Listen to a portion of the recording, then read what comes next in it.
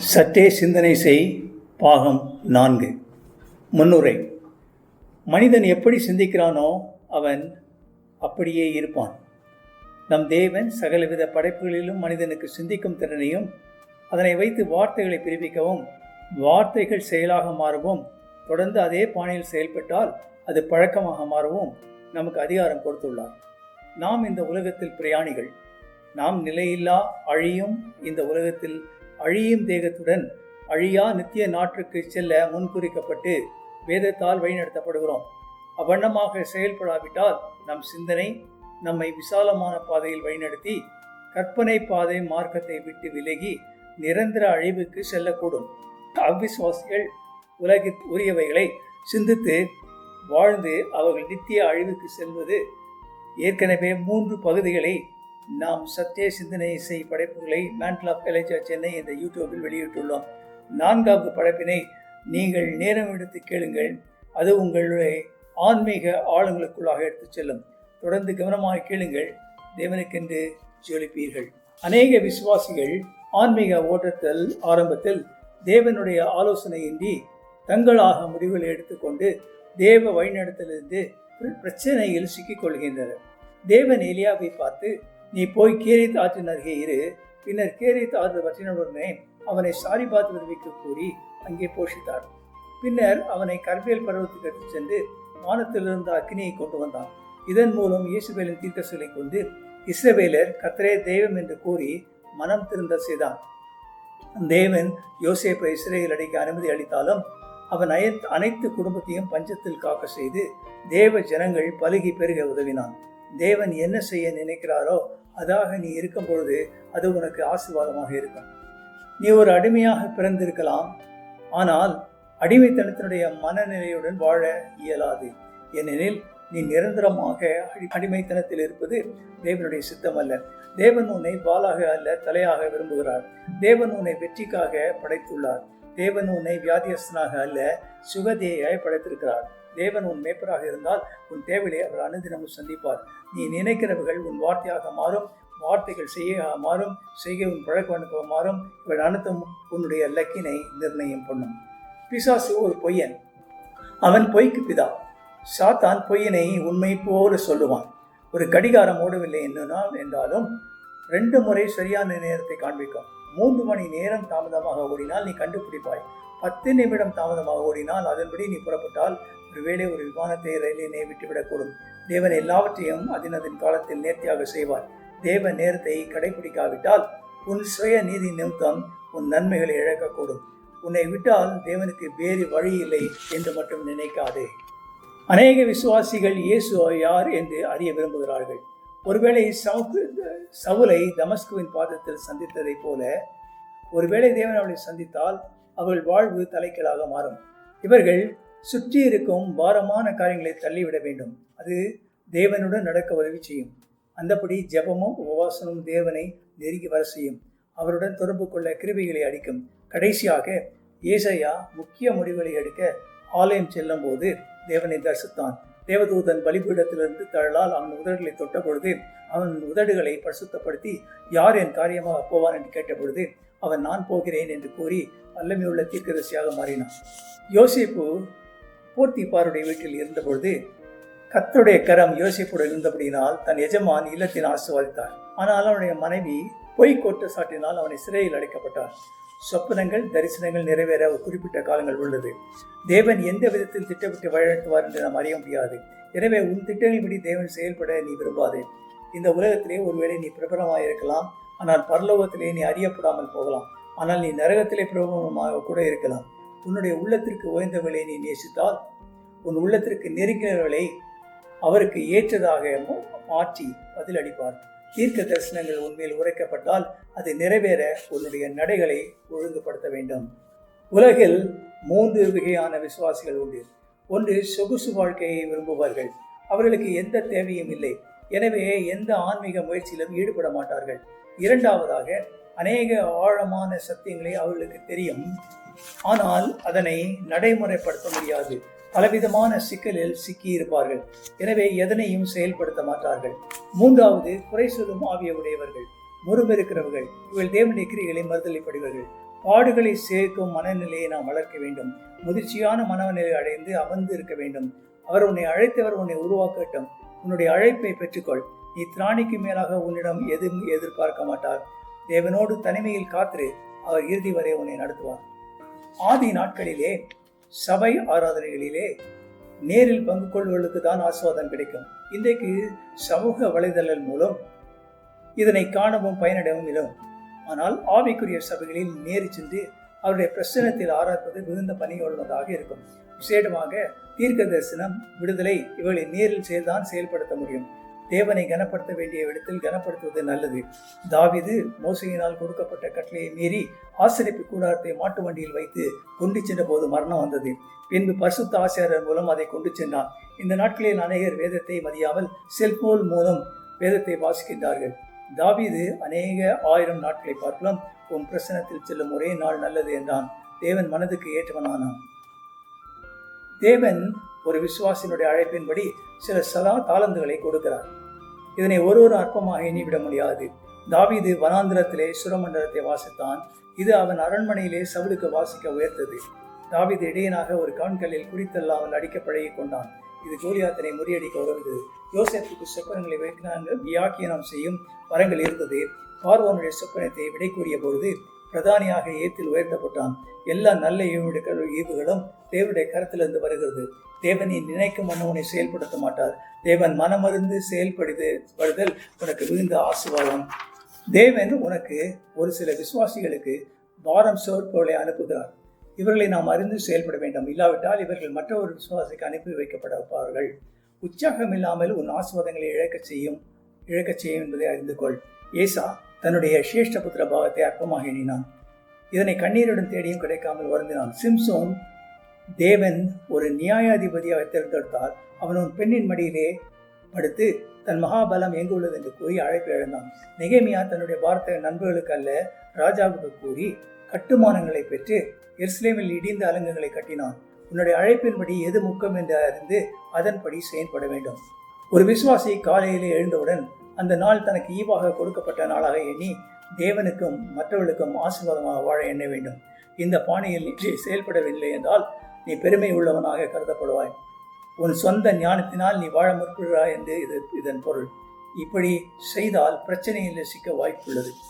நீ ஒரு விசுவாசியாக இருந்தால் பிசாசின் கீழோ அல்ல சாவு பொருளையோ விக்கிரான உள்ள நபரையோ உன் நிலத்திலே கொண்டு வந்தால் தேவன் உனக்கு கொடுத்த ஆசீர்வாதங்கள் சாபமாக வேணும்.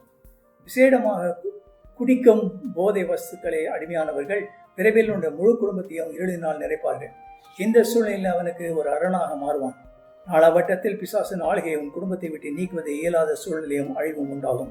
ஒரு விசுவாசி சொப்பனங்களையும் தரிசனங்களையும் கண்டால் இது தேவ செய்தியாக எடுத்து செயல்பட வேண்டும். பார்வோன் கண்ட சொப்பனத்திற்கு விடை கூறின யோசேப்பு 7 கொழுத்த பசுவினை 7 மெலிந்த பசுகள் விழுங்கியது. இது தேவன் உனக்கு அனைத்தும் சாதகமாக செய்த பொழுது இதனை அதிர்ச்சியப்படுத்தி வீண் விரயம் செய்யக்கூடாது. ஏனெனில் தொடர்ந்து ஆன்மீக மற்றும் சரீர தாழ்ச்சியான நாட்கள் வரலாம். இந்த காலம் ஒருவரும் கிரியை கூடாது என்ற காலமாக இருக்கும். இது மழையும் பள்ளத்தாக்கும் இருளும் ஒளியும் போன்றது. இந்த நாட்கள் காலத்தை சொகுசுடன் வீணடிக்காமல் வாழ முற்பட வேண்டும். இயேசு சிலுவையில் மரித்த பொழுது அவர் பிசாசனை முற்றிலும் விருத்தி சிறந்து மரணம், பாவம், சாபம், நோய்கள், கட்டுகள் இவைகளை முறியடித்து நமக்கு விரோதமான இந்த மரண சாசனங்களை கிழித்தார். எனவே ஒரு மனிதன் பிசாசுகளை விரட்டும் பொழுது ஏற்கனவே சவதித்துக் கொண்ட வெற்றியை தன் வேத அடிப்படையிலே செயலாக்கம் செய்கிறோம். இதனை நடைமுறைப்படுத்த சில வாக்குகளை கொடுத்துள்ளார். இதை பயன்படுத்தினால் சாத்தான் நடுங்குவான். இதனை உணராமல் செயல்பட்டால் ஸ்கேவாமின் மகன்களைப் போல பிசாசினால் அடிபட்டு வஸ்திரம் என்று ஓடக்கூடும். தேவன் உன்னை வழிநடத்தும் பொழுது நீ திசை கட்டு போவதில்லை. எலியாவினை வழிநடத்தின தேவன், அவன் தேவையை சந்தித்த தேவன் உன் தேவையையும் சந்திப்பார். மரியாளின் கணவன் யோசேப்பினை ஒரு தூதன், நீ உன் பிள்ளைகளை எடுத்துக்கொண்டு எகிப்துக்கு போ, எகிப்திலே நான் கூறும் நாள் வரை இருந்து கூறினார். மீண்டும் ஏரோது மரித்த போது தன் ஊருக்கு செல்லும்படியாக கூறினார். தேவ வழிநடத்தல் இன்றி பயணம் செய்தால் அனாந்தரத்திலே சிக்கி தவிர்க்க வேண்டும். இதை இன்றும் பரிசுத்த ஆவியானவர் உன்னை வழிநடத்தவும் இதுவே சித்தமாகும். தேவனோடு கூட இருக்கும் தொடர்பு கொள்வது திறன் இருப்பேன். நீ யாருக்கு ஊழியம் செய்கிறாய் என்பது முக்கியம். நீ யாருக்கும் பயனில்லாத இடத்தில் ஊழியம் செய்தால் மக்கள் இல்லாத இடத்தில் பூத்து மடியும் பூவை போல உன்னுடைய நறுமணம் பயனுள்ளதாக இருக்காது. காலையிலே பூத்த பூ மாலையிலே மடியும். ஆனால் நீ முட்கள் உள்ள லீலி புஷ்பத்தை போல இருந்தால் முட்கள் இதனை கிழிக்கும் பொழுது இரவில் உன் நற்கந்தம் காற்று போகும் திசையில் எல்லாம் செயல்படும். கெட்டுப்போய்க்குள்ளும் ரட்சிக்கப்படுவதற்கும் நற்கந்தமாக உன் வாழ்வு மாறும். நீ உனக்கென்று செய்யும் ஒரு நல்ல காரியம் உன்னை விட்டு போகிறேன் என்பவர்களை தக்க வைத்துக் கொள்ளாமல் அவர்களை போகவிடுவதுதான். அவளை கெஞ்ச வேண்டாம். அவள் போவது உனக்கல்ல, அவர்களுக்கு தான் நஷ்டம். தேவன் உனக்கான வெற்றிடத்தினை தேவன் நீண்ட எதிர்காலத்துக்கு பயனுள்ள இணைப்பார்.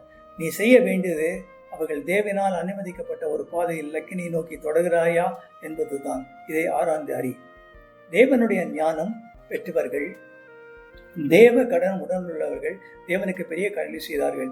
எலியா தேவ கரம் அவனுடன் இருந்தபடியினால் ஆகாபினுடைய ரதத்தை காட்டிலும் வேகமாக ஓடினான். தேவனுடைய கரம் யோசேப்புடன் இருந்தபடியினால் அவன் நிமித்தம் போர்த்திபாரின் இல்லம் முழுவதையும் ஆசீர்வதித்தார். நெகேமியா தேவனுடைய கரம் அவனுடன் இருந்தபடியினாலே அனைத்து கட்டுமான பணிகளையும் 52 நாளில் கட்டி முடித்தான். தேவனை அறிந்தவர்கள் தேவனுக்கு ஏற்றபடி அதிகம் செய்வார் என்று தானியேல் கூறியுள்ளார். சாலமோன் ஞானி வீடு ஞானத்தினால் கட்டப்படும் என்று கூறியுள்ளார். சிந்தித்து முன்னேறிச்சல். உன்னுடைய பழைய எதிர்காலம் உன் மூளையிலே பதியப்பட்டிருக்கும். உன்னுடைய எதிர்காலம் தேவனுடைய கரத்தில் இருக்கிறது. கர்த்தருக்குள் மகிழ்ச்சியாயிரு. எதை முயற்சிக்கிறாயோ அதனை தேவ உதவியுடன் செய். தேவன் உன் மாதிரியாக இருக்கட்டும். அப்பொழுது இயேசுவை போல நீ பேசுவாய், செயல்படுவாய். உன் லக்கினை அடைய வேண்டும் என்பது ஒரு குறிக்கோள் இருக்கட்டும். தேவன் அளித்துள்ள தேவ கூட்டங்களுடன் செயல்படு. கர்த்தருக்கு பயந்து தாழ்மையாயிரு. ஏற்ற வேளையிலே பலத்த சத்திரத்திலே அடங்கிரு. தேவன் உன் அனைத்தையும் அனைத்தின் காலத்திலே நேர்த்தியாக உனக்கு செய்வார். ஆவிக்குரிய யுத்தங்கள் தேவ வல்லமையுடன் ஆவியினுடைய அபிஷேகம் செய்யாவிட்டால் நீ தோற்று போவாய். தேவன் தம் பிரசன்னத்தை வந்து இதற்கென்று ஒரு ஆன்மீக ரீதியாக ஆயத்தப்பட வேண்டும்.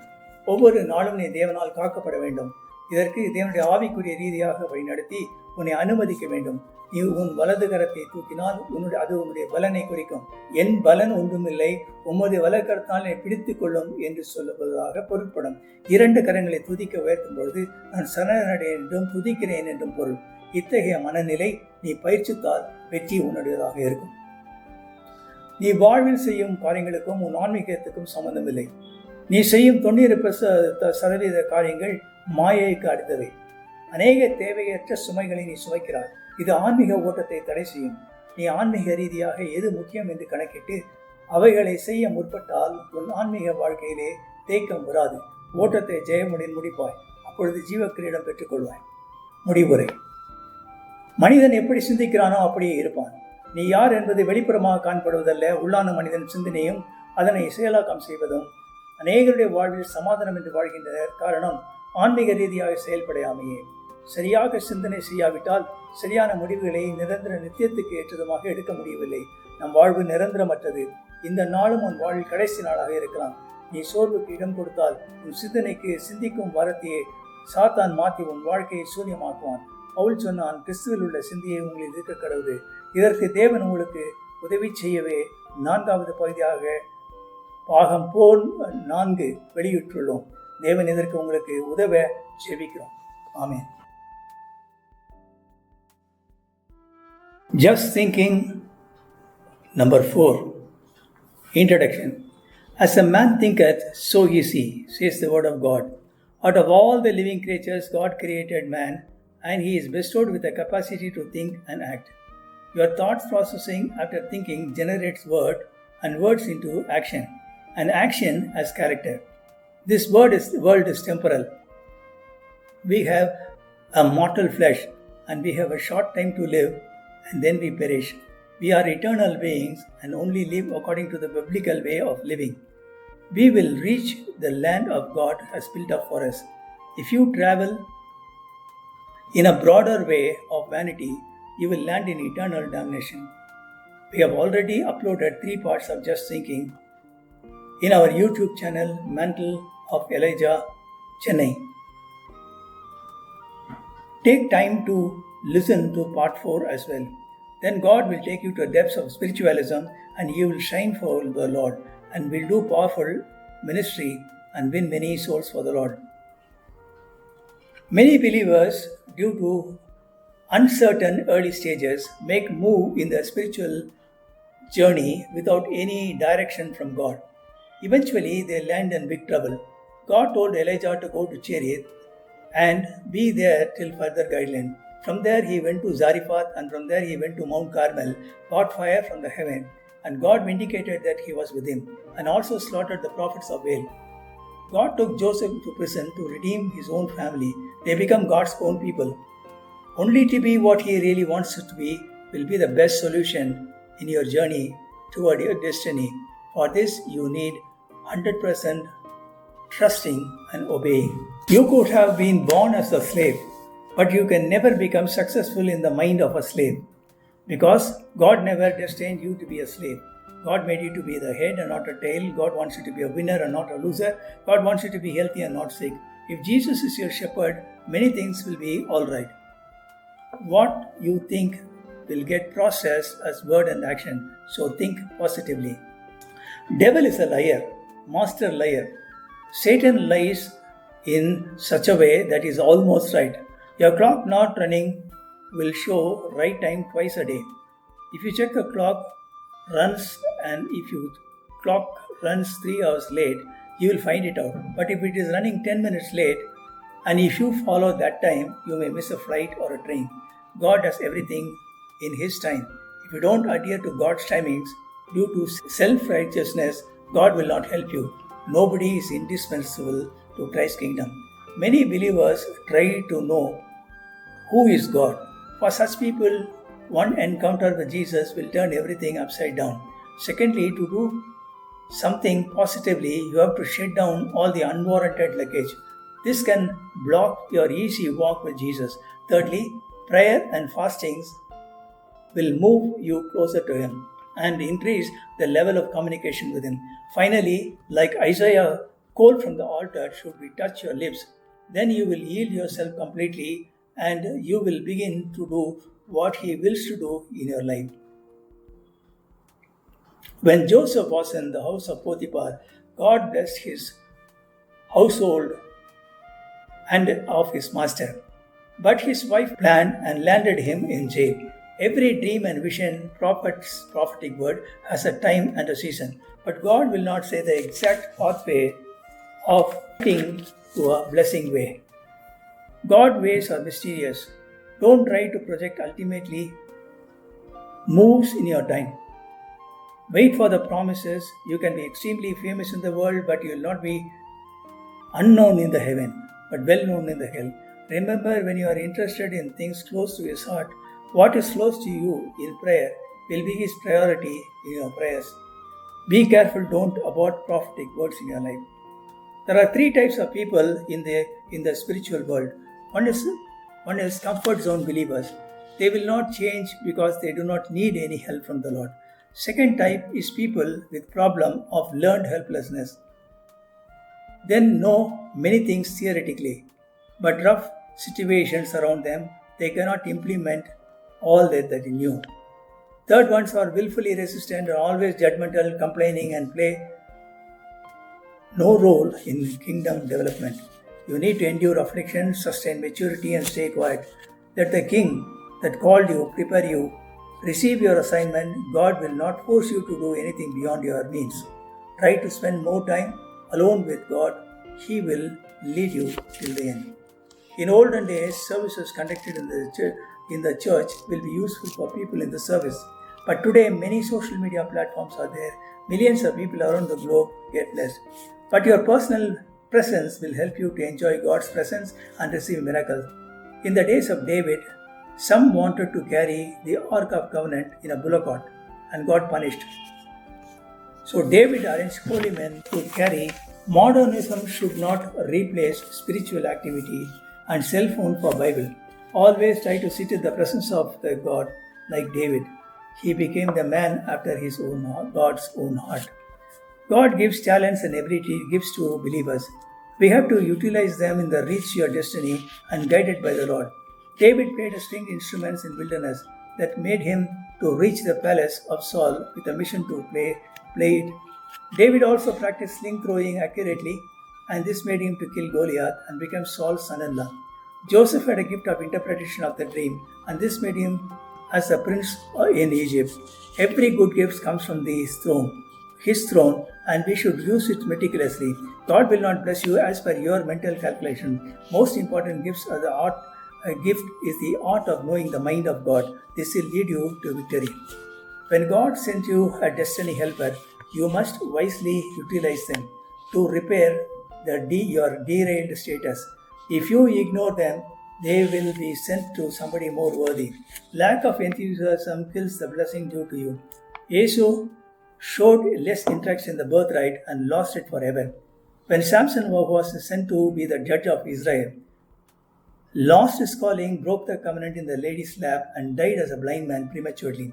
Nehemiah, instead of discussing his desire to rebuild Jerusalem's shambles with his contemporaries, he spoke to the king, got all the building materials, and built it in 52 days.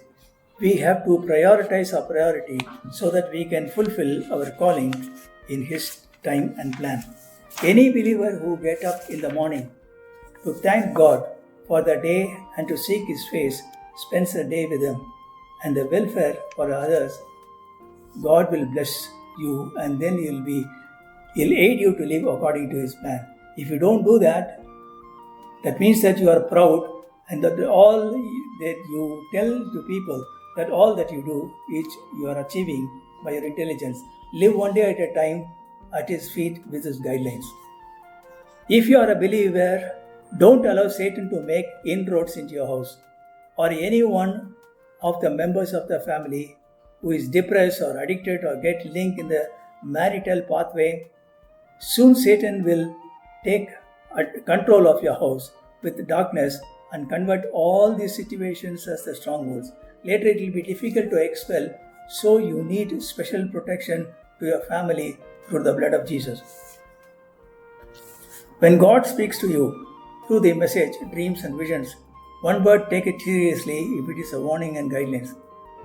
King Pharaoh saw a dream in which he saw 7 fat cows being devoured by 7 lean cows.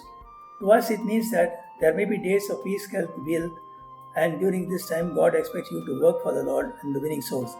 It is possible that the difficult times may come when it will be impossible to serve the Lord. This denotes ups and downs, hills and valley experience. So do the best in sunshine days instead of wasting your life in comfort zone.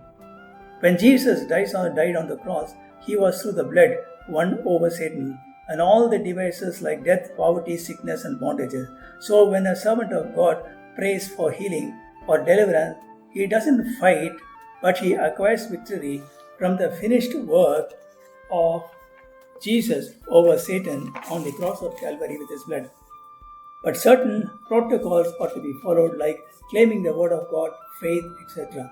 Fake spiritualism is wrong, and one can land like sons of Sceva running away without garments. When God guides you, he will not go astray. God told Elijah to go to Cherith, and then at Zarephath he met the Nates. Joseph's husband Mary was instructed by angel to flee to Egypt and then be there till next instruction. After the death of Herod, he went back to his village. Don't tentatively move and get stranded in the wilderness. Be led by the Spirit. You will never go astray. When you are doing a ministry, you must have right type of audience. If you are in the atmosphere, you cannot operate with precious gifts. You will only will be like a flower in the wilderness that blossoms and withers on the same day. But God wants you to generate fragrance so that you will be known and read of all men like an epistle. When some person wants to leave your ministry, you let them go. Don't beg them or retake them. When God removes somebody, he will give you certain blessings which are delayed due to their unwarranted presence, like Orpah and Ruth, Lot to Abraham. If it is necessary, God will give you a replacement if somebody new is absolutely essential for you. God's wisdom is necessary to do God's work and to do great exploits. This is revealed by the fact that God's hand helping in all your endeavor. Elijah ran faster than the chariots of Ahab because the hand of the God was with him. Because the Lord's hands were with Joseph, God blessed the household of Potiphar and his masters. Nehemiah built the ruins of the Jerusalem as the hands of God's hand were with him within 52 days. God's wisdom paves way for understanding God's mind. Solomon said, "Get wisdom more than anything else. Get it written in the table of your heart." Your past is a history, today is in your hand, future will be in God's hand. Be happy in the Lord. Let Jesus be a role model. Looking and learning Him to be the best version of yourself. Let moving inward toward the destiny will be your motivation. Be always walking in the pathway of biblical discipline. Fear the Lord and be humble. Let God lift you up in His time. All His promises come to pass with a delay, though delayed in His time. Don't fight any spiritual battle unless God asks you to fight. When He fights the battle, try to be still. Be in a position to make yourself be guided by the supernatural dimension. If you lift your right hand, symbol of power, it might as well mean that God's hand is mighty and He will hold me. Then if you hold both your hands, it signifies that you are surrendering and praising the Lord. Delight yourself in the Lord and give you the desires of the heart. Lean on into your own understanding. He shall direct your path. Always remember that you are a traveler and make sure that your treasures are in heaven, always ready for the rapture. Many things you do in everyday life has no relevance to your pursuit and directions of destiny. Many things you do, 90% of them from vanity standpoint, that makes you forget the Savior. Many huge unwarranted lackages that pulls your walk in spiritualism has to be shed away. If you edit and see what you do daily, about 80% are without eternal value, and sometimes it kills your sleep. All these things are not needed for your goal kept before you. You will finish your race in victory and obtain crown of glory if you obey the words of God each and every moment of your life. As a man thinketh, so is he, says the word of God. A man is not what he appears externally, but what he is their internal man. And his thinking pattern. Many people are living without peace due to wrong way of thinking and deciding. Only if you think and plan according to the biblical standards, you will reach eternity. Every day in your life is a gift from God. Today you may be a year lost day. You make wrong decisions, Satan will make you to get depressed and kill you. Paul says, let the mind of God may be with you. In order to live higher spiritual standards, we are publishing part 4 of the Just Thinking. Listen, shine for Jesus, live a victorious Christian life. Our prayers are for you. Amen.